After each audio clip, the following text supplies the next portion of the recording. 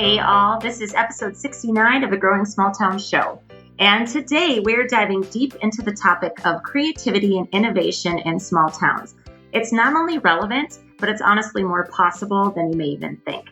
I'm your host, Rebecca Undem, and today I'm excited to introduce you to one of my favorite people right now. I mean, seriously, this guy has been with me through it all with the launching and the growing of Growing Small Towns.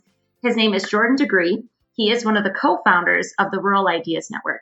And the Rural Ideas Network has come to be one of the biggest partners and collaborators for all of the work we're trying to do through Growing Small Towns.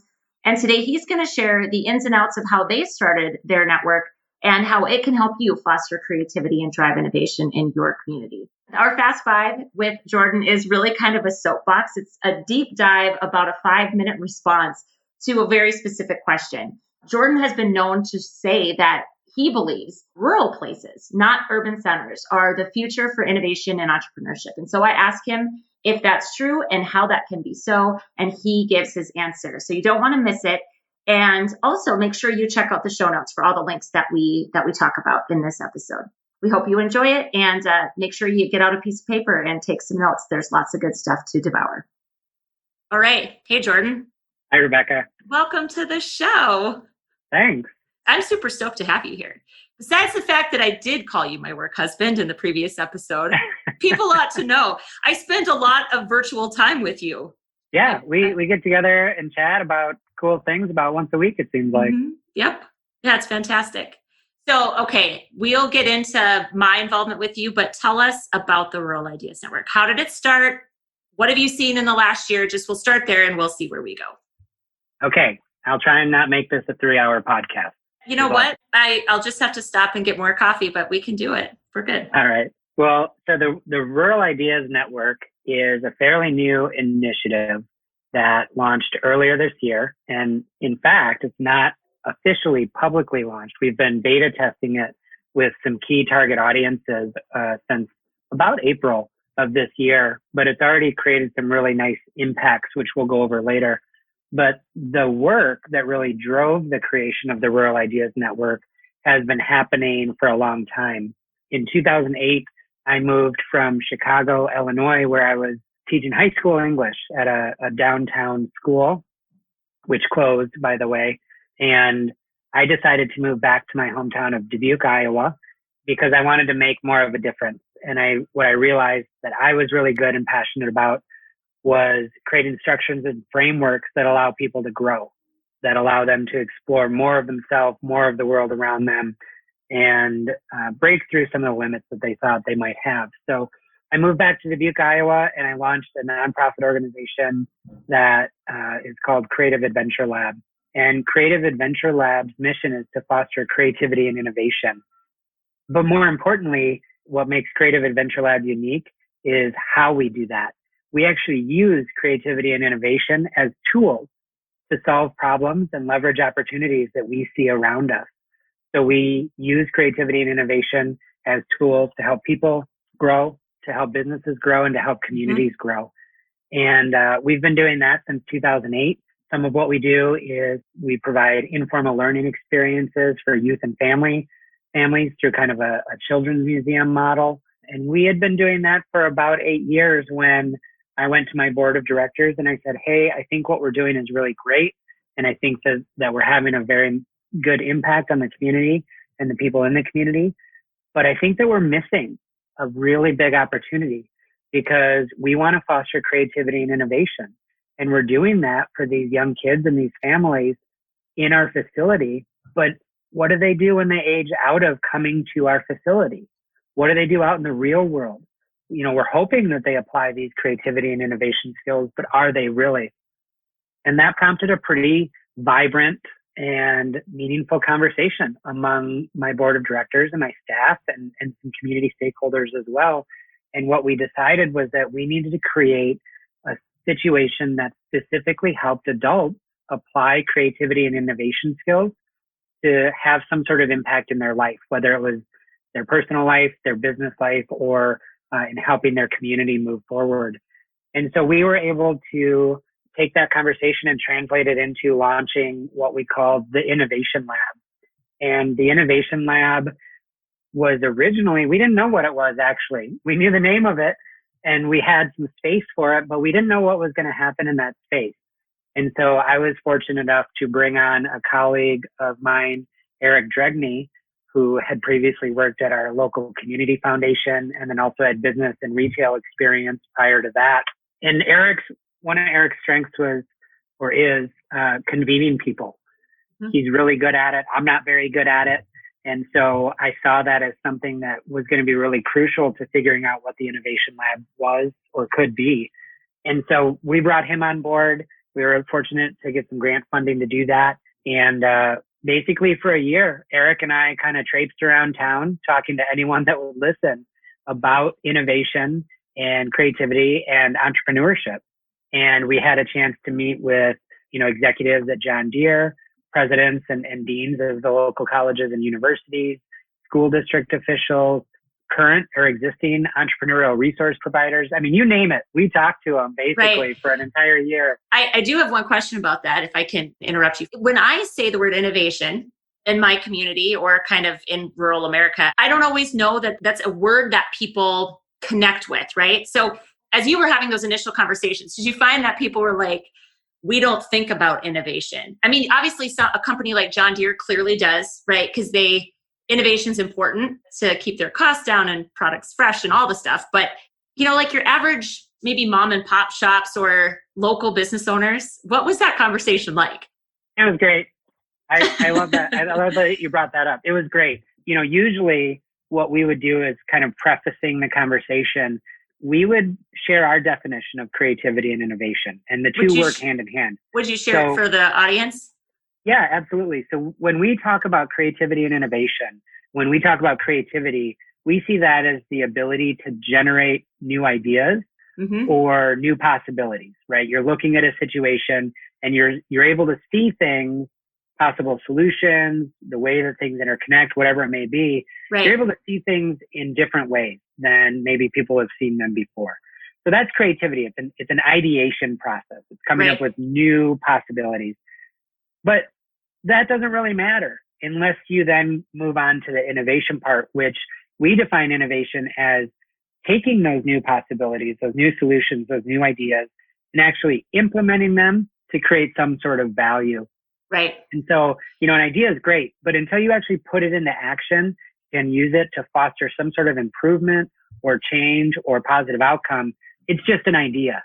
And I think that that's where sometimes when people talk about the arts, sometimes they miss that creativity process is such a key component of innovation. But if it just stops at the creativity and doesn't ever actually get implemented, then there's not a whole lot of value that gets created. So when we framed it that way, and we were talking to these local businesses and mom and pop stores, like you said, they immediately understood that. And I think that really everyone immediately and inherently understands that you need new ideas and you need to put those ideas into action in order to create positive change in order for anything to really improve. And as soon as we said that, and then we would ask them a couple questions, we'd say, so what are some of your goals? And how do you see creativity and innovation being able to support your goals? And, they would always have a good list of things that they would bring up. And then we would follow that up with, and how can we help you accomplish that? Yeah. And so having tons of those conversations, basically what happened was we went from just having a space and a name for the Innovation Lab to, as we started to have these conversations, all of a sudden we had like 10,000 ideas of what this thing could be, which is way too many. Yeah. Right? But then we pushed through that and we kept having conversations and we kept having conversations. And at the end of a year, what we ended up having was basically 3 main ideas that we had heard over and over and over. And it really defined then what the Innovation Lab is and does. And those 3 things were, our community needed a space for entrepreneurs and innovators to be able to come together, do work, and have creative collisions with each other. We use the term creative collisions as kind of those moments, those informal, unscheduled moments where people just start chatting and all of a sudden a new idea is hatched and a new collaboration or a new partnership. I'm going to stop. Okay. I know you'll hold your thought and I'll bring you back to it, but I think it's an important point to pause in. You and I have been working together informally and, we're having creative collisions once a week. That's exactly what we're doing. But we've been working together for over a year. When I first found you guys, by the way, we should give a big shout out to Molly Knuth. We should just, hey, Molly, if you're listening. Hey, Molly, thanks. Molly from Molly Knuth Media. I will link her business in the show notes. She brought us together. So she was on the podcast and I was telling her after our episode about growing small towns, what I want to do. And she said, I think you need to talk to these guys. And it was just like, it was an instant, oh my goodness, I found my people kind of a thing for me. But people in my community had very little context for co-working or what that meant or what the value, the idea of using the phrase creative collisions in my community is kind of funny to me because they would just be like, oh, those sound like buzzwords. I was met with a ton of skepticism, which is okay, right? And then COVID happened. And suddenly everyone was like, oh, what I wouldn't give to have a creative collision right now with somebody other than my 3-year-old or, whoever you were home with.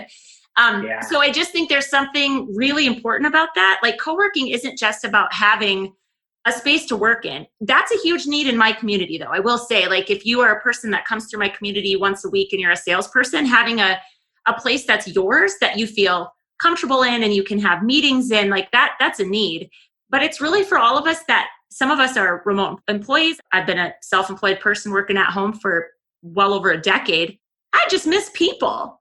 Again, it's not like you have to do it every day, but I think that's such a cool and important thing. And I don't think we talk enough about that. So if people hear me start saying creative collisions, they'll now know what I'm talking about. So keep going. That was the first thing. You needed that space. What was the other? We needed some space. Yeah. And so in addition to co-working space, we also heard that businesses wanted space that they could bring their teams off site that were a little bit more inspiring, away from the daily distractions. So kind of a co-working and off-site meeting space was one need. The second need was that entrepreneurs in our community, while there are some really great existing resources, there wasn't enough bandwidth in the entrepreneurial ecosystem, which is kind of a buzzword, but is a great way to think about how an entrepreneur is successful, is that it takes all these different pieces to be able to successfully help launch a business. But our ecosystem was sparse. It was kind of flat. It wasn't a very rich ecosystem. So having more opportunities for entrepreneurs to learn how to start businesses, how to grow businesses, how to manage businesses if they already had a business that was up and running, and to have some other types of resources that could land in a spot like an innovation lab and provide kind of a continually different array of professional development opportunities for entrepreneurs was the second thing that we learned. And then the third was from existing businesses, right? Because it's not just all about new businesses. Most of our communities have a really good number of existing businesses. They're always looking for ways to get better. From existing businesses, we heard that they wanted some help innovating. They wanted help coming up with new ideas and figuring out how to implement those ideas to create value. And so basically what that ended up being in the innovation lab is we developed then a suite of innovation services that help existing businesses do those two things better.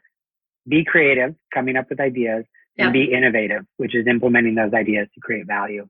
And that really served as the foundation of what the innovation lab became. And so that was about 3 years ago that we officially launched the innovation lab. We had some really great partners who helped us do that. John Deere worked with us to create an offsite innovation space within our facility. A company called Hodge, which is a materials handling and logistics company, did that as well. We have an engineering and architecture firm that works throughout the region called IIW. They did that. We also had some early interest from entrepreneurs and remote workers that participated. And so we were able to launch this thing about 3 years ago. It was going really well. It still is going really well. But about a year and a half, we had an opportunity to share our work, our story of the Innovation Lab with a group of rural economic development directors from throughout Eastern Iowa. And we were part of a couple different incubators that presented what we were doing. And after that presentation, a couple of those economic development directors approached us and said, wow, what you're doing in Dubuque sounds amazing. By the way, Dubuque is a community of about 60,000 people. Right. And they said, that sounds amazing. Is there any way that you could bring those same services to our communities of 2,000, 4,000, 6,000 people? Do you think that that would work? And we, Eric and I were both there, and we looked at each other and we looked at them and we said, that is a really great question. And that's going to become our number one priority is coming up with an answer to that question, figuring out if we can do that. And so that really kicked off this series of events that led to basically partnering with our statewide economic development authority, partnering with some private funders as well, and creating a model for a rural innovation lab that can work, a co-working space and an innovation service package that can work in a community of 5,000, 2,000, 600 people now we're looking at, and that was operationally sustainable, that could have longevity, and that could, most importantly, create some really great impact and give that community another tool in their toolbox to support innovation and entrepreneurship. And so basically we ended up putting ourselves in a situation where we had funding and partnerships that are allowing us to launch 5 of these rural innovation labs across eastern Iowa.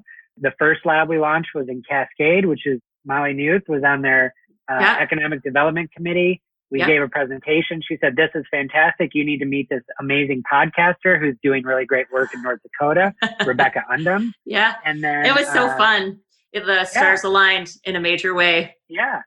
So going back to your question of how the Rural Ideas Network started and what it is, basically through this work of supporting entrepreneurs, seeing that there's opportunities to support entrepreneurs in rural communities, and having this innovation lab model that we were able to deliver, we started thinking, you know what, we need to not only be able to launch these in our neck of the woods, but we've learned so much about how we can support innovation and entrepreneurship in rural communities that we need to figure out how we can replicate this in other communities further away, and also how these various communities that are engaging in this type of work can really share best practices, and how these rural entrepreneurs can connect with each other and share best practices so that we can, rise the tide and float all the rural boats and all the rural entrepreneurialism efforts across the country.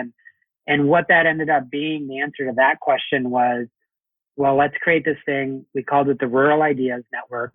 And it's a national network that is specifically focused on supporting rural entrepreneurs. And it develops tools that rural entrepreneurs can use directly. Yep. It also, and very importantly, develops and replicates tools and services that rural communities can use to better support their entrepreneurs. So whether it's a local chamber or an economic development office or committee, or the city council itself, or the county board of supervisors, we've worked with all of those different types of groups to amplify their efforts and their ability to support entrepreneurs in their small town. And in some cases, attract entrepreneurs to their small town because of that.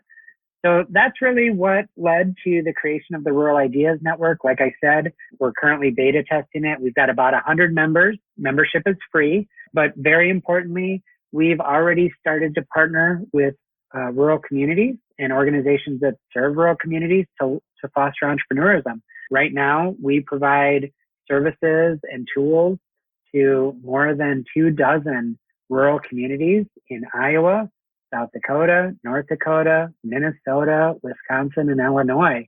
And that just continues to grow every week. We have great conversations with rural leaders and rural entrepreneurs who want to see more offered in their community to help their existing businesses grow and help new businesses launch. And what's really interesting is we're always learning new ways from these conversations that we can help support those efforts. So the Rural Ideas Network is really exciting, and it's one of my favorite things that I'm working on right now. Yeah, it's great. And it's so funny because it's been a long journey for you guys too. Like, not like I'm timing you, because I'm not, but it takes a while to tell your whole story, does it not? I mean, and how it all came about. And then it was who asked the question and what led to the next question and how did you test it and all that. And it was crazy because when you guys came into my world, I just knew I want some general ideas. Like when you said you didn't know what an innovation lab was, I mean, that is 100% how I felt about growing small towns. Like I knew kind of how I wanted it to feel, which is super not clear for, potential investors or partners. But then you guys came along and you gave structure to so much of, so I know right from the start when we open our facility in early spring, hopefully of 2021, I know exactly what we can offer. And again, then everything else we just get to play and keep trying and keep iterating and see what works, see what doesn't work.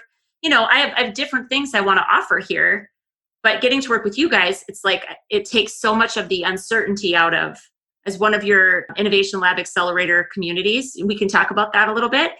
You're handling for me so much of the logistics that I found overwhelming. When you first told me that, I was like, yeah, sign me up. I think on our very first Zoom call, you said, so we have a proposal for you. I think it was the very first one. And I said, yeah, I'm in. I mean, I don't even know what you're going to say. It's kind of funny. So do you want to talk about the Innovation Lab Accelerator? Do you want to talk about that a little bit? Yeah. So the Rural Ideas Network, some of the tools that we're seeing that are the most valuable for entrepreneurs and communities right now. I'm just going to kind of run down a list of them. Yeah, please do.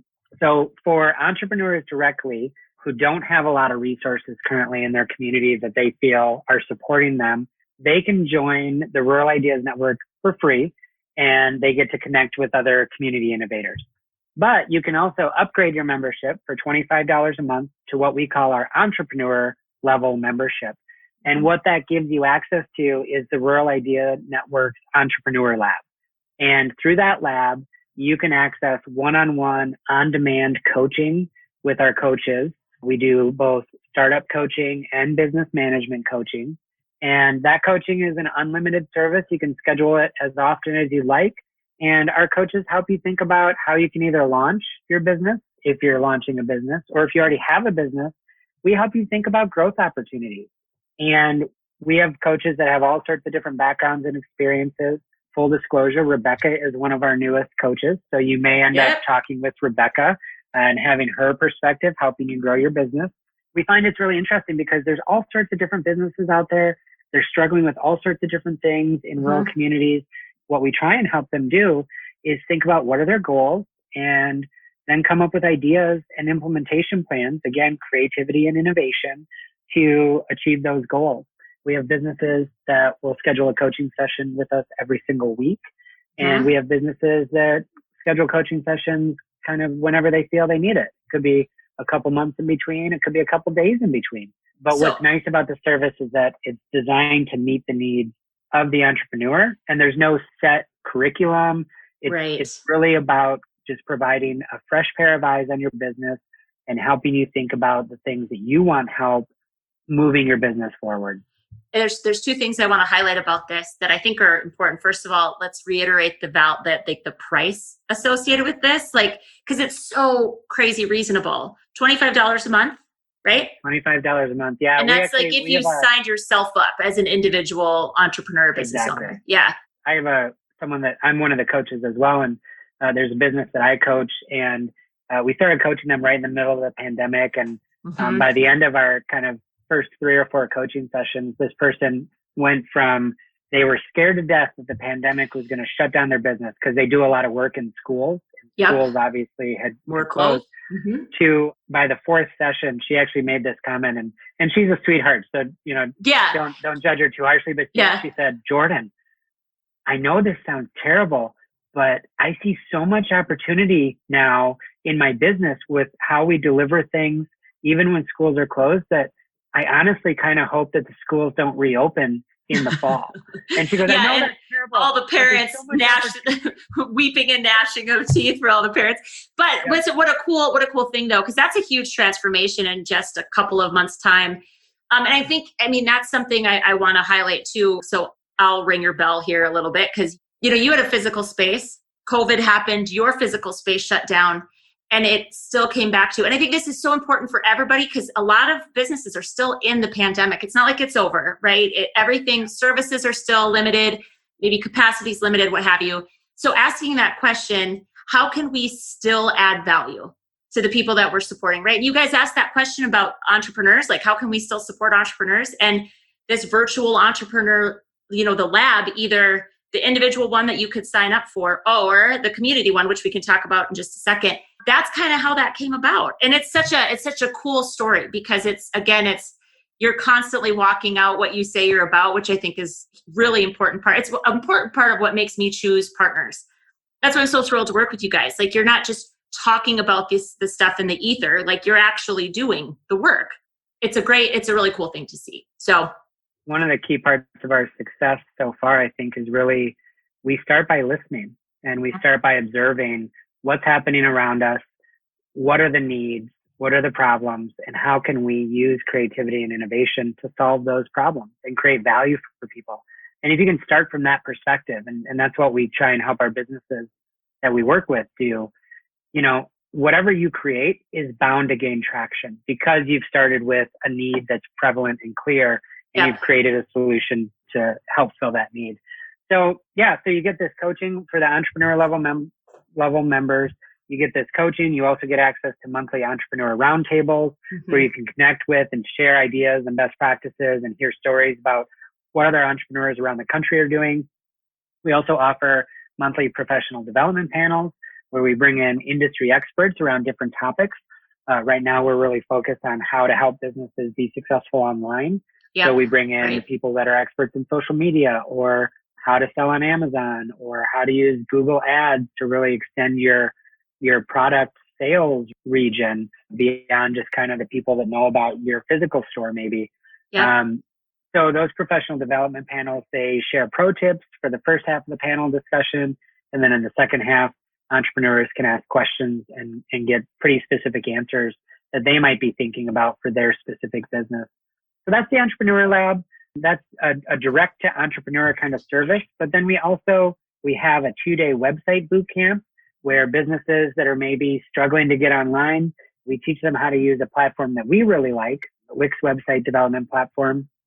And in 2 classes and then 4 one-on-one sessions, we help you map out and build a website for your business. And more importantly, we teach you how to use the platform so that going forward, anytime you need to change something or add something or adapt something, you're not calling your developer. Yeah. Yeah, you don't have to. And there's nothing against web developers.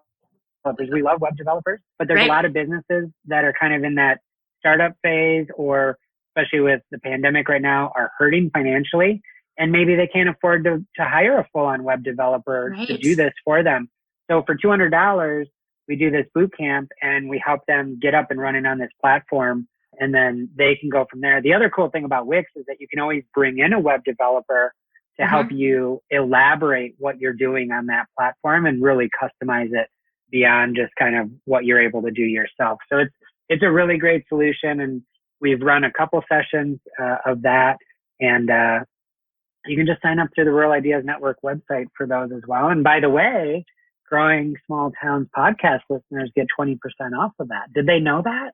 They didn't know that. How exciting. We'll make sure we drop the link again in the show notes. Because I think the thing that's and I don't mean to be like I'm going to have Jordan talk about the program and then I'm going to reiterate how amazing it is. It's kind of my spiel right now, but $200, I've had to build several websites for my businesses over the course of time. And what it does is it eliminates the barrier of the normal things that get in the way. And a lot of people are like, it's the overwhelm, right? Like maybe you're a photographer. I have somebody actually in my community in mind, and they've started this and they've started small. And suddenly, you think about what would be the next logical thing to do. Well, a website would make their lives a lot easier in a lot of ways. And yet, if you take good photographs, designing website's not your thing. So I think it's a really cool way and such immediate value. And if you can keep it simple for people, then it takes all the overwhelm out of it. It's really pretty cool. Yeah, and we offer that, we call them technical assistance classes, and the website bootcamp is one of them. And all of those classes come out of, again, listening to the needs of the entrepreneurs that we serve and hearing what they're struggling with, and then trying to find and create tools and resources that allow them to overcome that challenge or that obstacle. So those are the things right now that we provide directly to entrepreneurs, but then we also have programs and tools that we work with communities to implement and better support their local entrepreneurs. So your original question was, can we talk about the Innovation Lab Accelerator? Yep. And so that's one of our tools. And so when we launched the 5-inch innovation labs, the rural innovation labs in Eastern Iowa, we're learning so much by launching and running those labs that we thought, we need to be able to share this information. And this is something that any rural community across the country can feasibly do, is launch one of these and run one of these innovation labs. Our model is so low cost, relatively, and is pretty easy to replicate and create tangible value in a community. So we created, at the Rural Ideas Network, we created a program that we call the Innovation Lab Accelerator. And it's a consulting and technical assistance program that really helps an organization or an individual or a whole community that wants to launch an innovation lab plan out how to do that, engage the right partners to do that.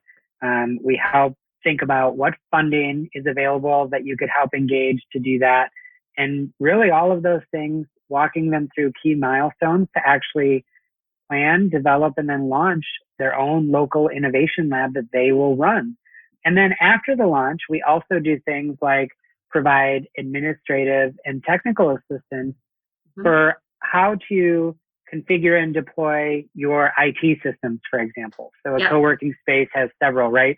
How are people paying to be a member of the co-working space? How are they requesting a co-working space tour? How are they reserving meeting rooms? How are they getting access to the space if you use a keyless access system? Right. That's just to name a few. So what we do is we help the innovation labs through this program. We have a full suite of services and processes that we've already figured out and deployed in our 5 rural innovation labs. And we make those available to you. And in some cases, we even manage some of that administrative burden on our back end so that our staff are the one who are actually, when a coworker is ready to enroll, they're the ones sending them all the welcome stuff, helping with the orientation, managing the keyless access. Because Growing Small Towns was one of our first pilot participants in this innovation lab accelerator, that you're already working on so much stuff in your community and in your life. And you're already most of the communities that come to us are already kind of at maximum bandwidth for what they can do to support entrepreneurs.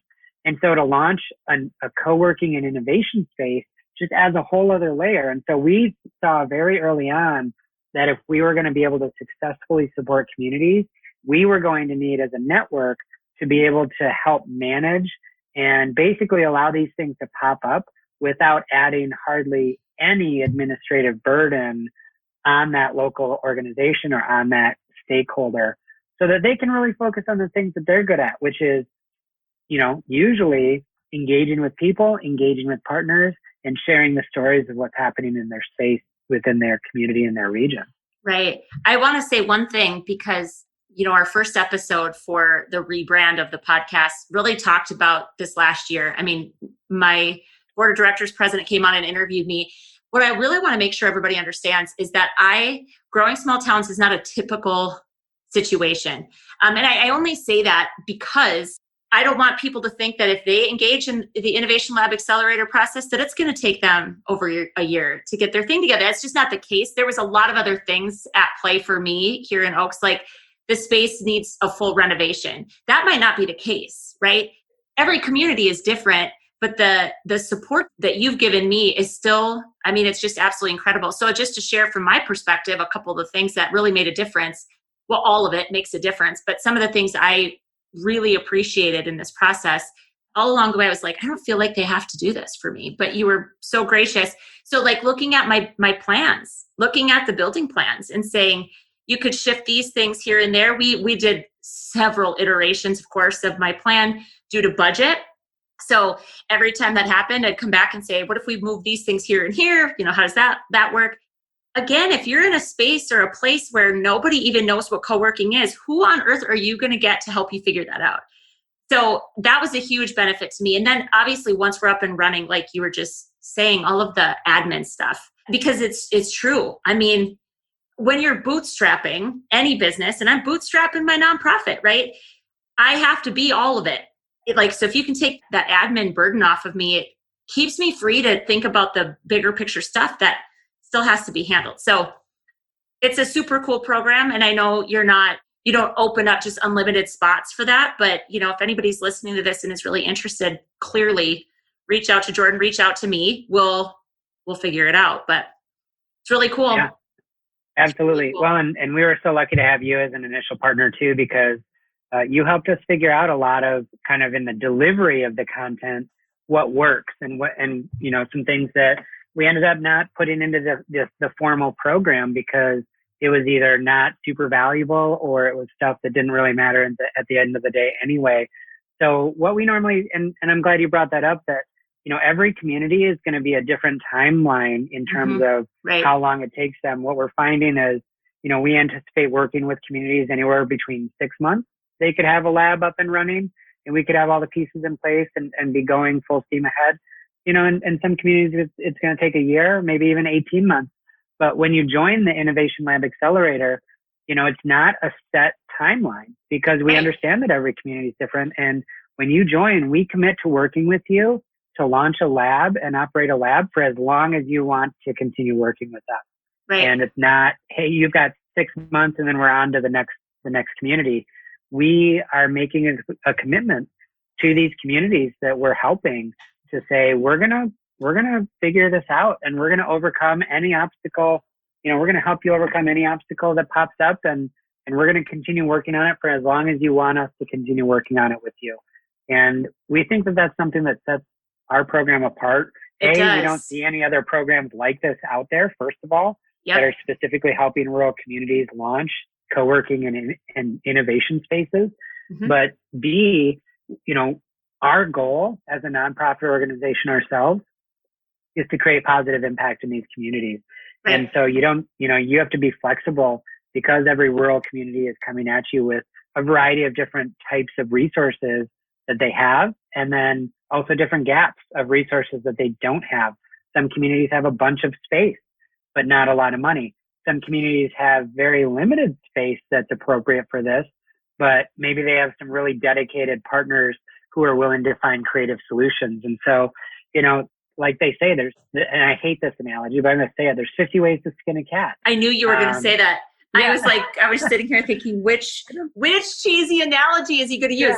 But it's so true. It's so true. I think it's just important as people are listening to this, because I share what I've gone through, because I want people to know that your idea, it might have to percolate for some time. And while it's percolating, there's things that you can still materially be doing to move the needle forward, but not to get discouraged if the timeline is long. And just to keep trucking. I mean, that's a huge thing. You and I've talked about that a lot.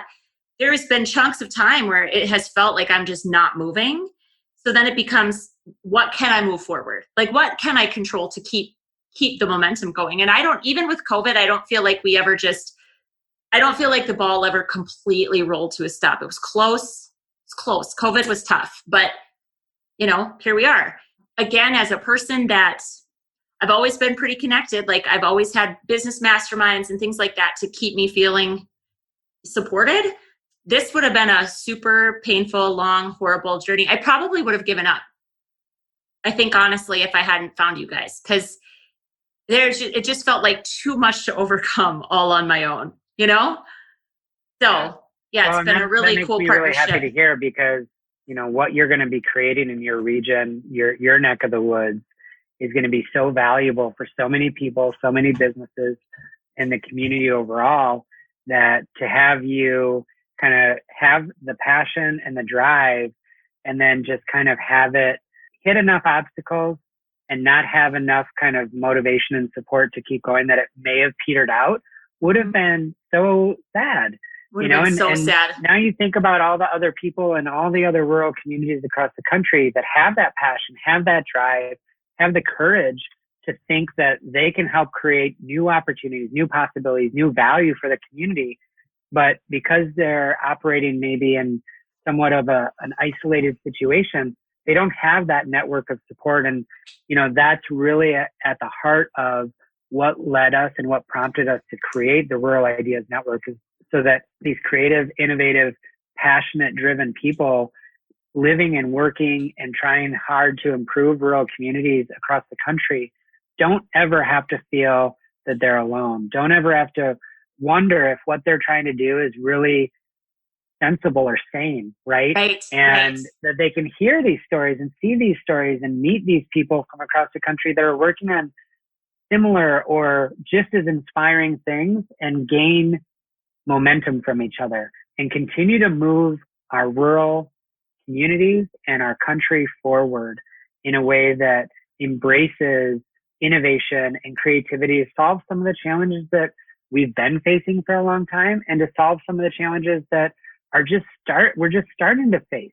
You know, you look at some of the things that are happening with the climate, you look at some of the things that are happening with cost of living and, you know, some of the challenges that people are having with moderating how much technology is good and how much technology starts to be detrimental to my quality of life.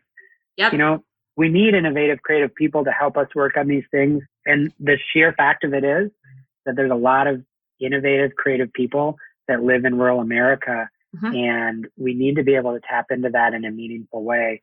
And so when we talk about the Rural Ideas Network, you know, right now we're providing value to communities through, you know, supporting entrepreneurs and giving them these tools. But ultimately, bottom line, the Rural Ideas Network is about being a grassroots way to help these people who want to make a difference have the motivation and have the tools to be able to do that no matter where they live. Right. I've always been so drawn to what you guys are doing because it just perfectly aligns with, I have core beliefs about certain things. And one of them is that our answers are going to be found in people. Because as important as artificial intelligence is, you know, I mean, I get it. And I get there's a lot of that future is so unknown. There's so many things, but it is never going to replace human capacity. And especially in small towns, I think in rural places, like we need to help people tap into their actual potential and all of these things. I cannot wait. Innovation services, of course, because I'm like a trainer and a facilitator person. I cannot wait to bring those to our region. I just think it's going to be such a fun way. And I love the idea of creativity being about the generation of new ideas. I've said this before. It really doesn't take a whole lot of skill to just continually point out what's wrong. You know, pointing out things that are broken isn't actually that harder thing to address is what are we going to do about it? You know, and Absolutely. sometimes innovation or creativity, it feels like a limited resource. I think people perceive it that way, that there's like have and have nots. So creativity, it's not that.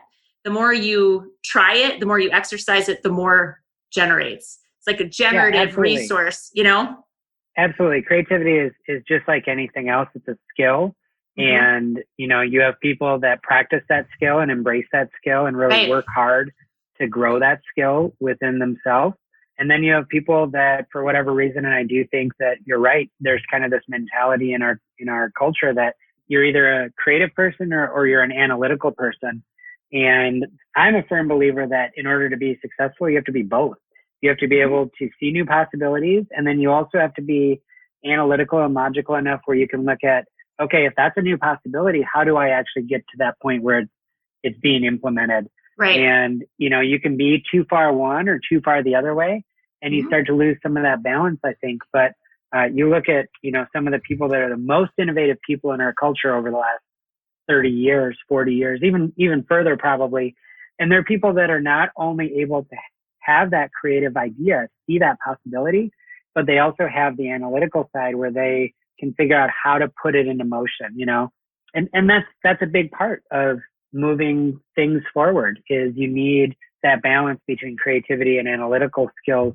But both of those, you know, it's not an you're either not born or. with them or not. You might have a predilection toward one or the other just because of who you are, but they're skills. And the more you work on them, the better you get at them. And if you can find people that can help you, whether it's, you know, the innovation service, we've seen our innovation services help people, feel comfortable and actually confident that they can be creative and innovative. And 2, they teach the skills that they need to be able to then do that in other situations in their life. And so it's a really rewarding situation to be able to see people who thought that they weren't that or couldn't do this. So all of a sudden break through that barrier. And it comes right back to the reason I even started Creative Adventure Lab, the Innovation Lab, and the Rural Ideas Network in the first place was to create these structures and these frameworks that allow people to grow beyond what they could maybe imagine for themselves. Right. And I'm lucky enough now in my job, in my life, to be able to see the fruits of that labor happening every single day. I get to see these kids create these amazing ideas and test and iterate and design and redesign. I get to see them working with their parents to do that in our Creative Adventure Lab facility. I get to see businesses and community members do that in the Innovation Lab. They're launching new things. They're creating new ideas and new partnerships and new community initiatives to help move the world forward. And now in the Rural Ideas Network, I get to see that happening at a national scale. And I get to see these rural communities, you know, these communities that didn't think that they had the capacity to really be an entrepreneurial support community or to have really cool businesses launching and growing and doing things in new ways within their community. I get to see them tapping into these tools and resources that are amplifying their ability to do that and to have a community that really is entrepreneurial and to be making connections with the people and the businesses in their community that are really going to drive forward that next phase of growth for their community, that are making their community a hip, cool place to be because people aren't leaving and they're able to stay because they have jobs and they have opportunities and they can serve on the school board and they can send their kids to their local school, you know, be paying property taxes and helping that community expand and grow and have even more opportunity. Whereas, you know, before some of these communities, there's a lot of forward thinking rural communities out there, but some communities just kind of feel like there's nothing we can do. And, you know, if I want communities that listen to this podcast to walk away with one thing out of all the things we've talked about, if it's just one thing, it's that there are things you can do. And there are communities out there that are doing these things and they're seeing successes from them. And by embracing and leaning into how your community can be more creative and innovative, you can solve any challenge that you're up against. And it may take time and it may take thinking about things in a little bit of a different way or forming new partnerships or bringing in new resources. But at the end of the day, we all have the capacity individually in our businesses and in our communities to create positive change. And that's the message that I really, in everything I do, that's the message I'm trying to send. And I think you can see that in all of the projects and initiatives that as an organization we work on, but even just in the way that we try and engage people. It's all about empowerment and it's all about giving people the tools so that they can be successful and not saying you need us. It's not about you need us. It's about we can help you so that eventually maybe you don't need us. And that's totally fine with us. Right. It's a great place to end. I mean, because what you just basically gave is a whole statement of hope. And I know that they say hope isn't a strategy. I tend to kind of disagree because if we don't have hope, then what's the point? Like, what's the point of any of this, right? We think about what we want 5 years, 10 years from now. I think about that. I think about what I'm creating, what we're trying to create, you know, leaving this place better than how I came to it. And better is obviously a subjective thing. I mean, I get that, but that's impact. And that's what I care about. It's clearly what you guys care about. Thank you for coming on and sharing the whole story of the Rural Ideas Network. I am so honored to be partnered with you. Truly. You guys make such an enormous difference in my life. It's kind of insane. That's why I said you're my work husband, because I can't imagine doing this thing without you guys. I can't. Yeah. Well, thank you. And it's been an honor to be on the show. And hopefully, you know, we have some listeners out there, or you have some listeners out there who have heard this and it's inspired them to think about what they can do to help make their rural community better. And also know that there's tools and resources and partners out there that are willing to go to bat for them. And the Rural Ideas Network is one of those. And we're for sure not the only one. And there's a lot of people right now that understand that rural America provides a super high quality of life, beautiful landscapes, some things that you just can't find in urban settings, you know, a sense of community and a sense of ownership over that community. And there's a lot of people, really smart, really passionate, really driven people out there in all sorts of different places that are going to bat for rural America. And we're happy and feel honored to be just a part of that effort. So thank you for helping to share the message. thank you for everything you do as a champion for rural America. And for everyone else out there listening, good luck. And you got this. All right. Thanks, Jordan. We'll talk to you soon. Thanks for listening to this week's episode of the Growing Small Town Show. We really hope that you found value in hearing all the different ways that you and your own community can foster creativity and drive innovation. To hear Jordan's answer to how rural places rather than urban centers are the future for innovation and entrepreneurship, enter your email at growingsmalltowns.org/fast5. And I'm not going to lie, we started recording his fast 5 and I even said we'll keep it to 5 minutes. It turned into a fast 11. Totally okay. His soapbox is well worth the listen. And so this deeper dive on that question, if you're interested, be sure to snag the fast 5. And then we will also be happily sending you the latest and greatest of what's working for us at Growing Small Towns to help you improve your community. Also, if you want to continue this conversation, we invite you to join our Facebook group at growingsmalltowns.group. Keep putting this stuff into practice in your small towns, and we'll see you next time.